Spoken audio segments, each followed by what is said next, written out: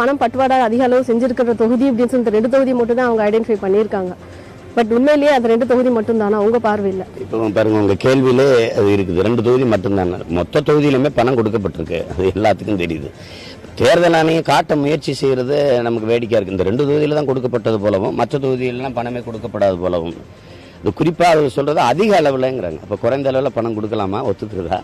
இந்த 2 நாள் தள்ளி வச்சு 23ஆம் தேதி நடத்துறதுனால என்ன திருப்பி கொடுக்கப்பட்ட பணத்தை எல்லாம் வசூலிச்சிட போதா? இப்ப என்ன நடந்துரும்? அதனால ஒன்னும் தள்ளி வச்சா மொத்தமா 234 தொகுதியிலையும் தள்ளி வச்சு தேர்தலை நடத்தணும். இது ஒரு இதுக்கு ஒரு நடவடிக்கை மாதிரி இல்லையா? நடவடிக்கைனா என்ன? இப்ப பணம் கொடுக்கப்பட்டுருச்சு, சரி, அதுக்கு என்ன? இப்ப பணத்தை வாங்கி இன்னும் இடைவெளி எடுத்தா கூட 500 ரூபா கொடுத்து வாக்கு பறிக்கிற வேலை தான் நடக்கும். இப்ப நாம என்ன கேட்கிறோம், இது இப்ப தள்ளி வைக்கிறதுனால 19ஆம் தேதி வாக்கை எண்ணிட்டா எந்த கட்சி வெல்லுதோ அந்த கட்சிக்கு சாதகமாக தான் 2 தொகுதியில வாக்குப்பதிவு நடக்கும். இப்ப அது இல்லாம 18 நடத்திடணும் 19 என்றதுனா. இல்லைன்னா நீங்க இந்த 23 இந்த 2 தொகுதிக்கு நடந்த பிறகு மறுபடியும் மொத்தமா வாக்கை எண்ணணும். இதுதான் தேர்தல் ஆணையம் செய்யணும். இப்ப அதை கட்டாயம் அந்த மாதிரி தான் செய்யணும். அப்படி இல்லைன்னா இந்த தேர்தல் முறையான தேர்தலா முறையா நடத்தப்பட்டதா வராது.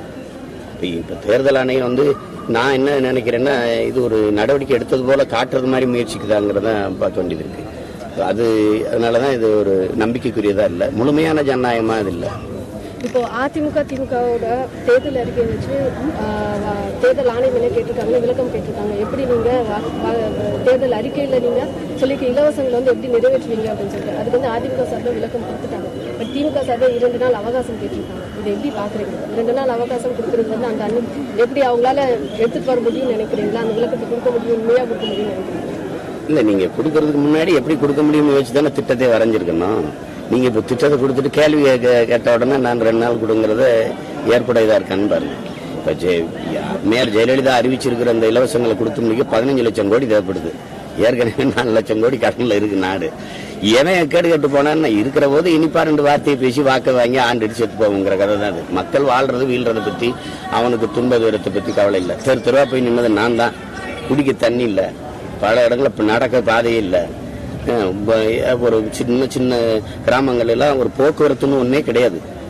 ஒவ்வொரு கிராமத்தையும் நான் நடந்து போய் மக்களை சந்திச்ச போது எனக்கு தெரியுது.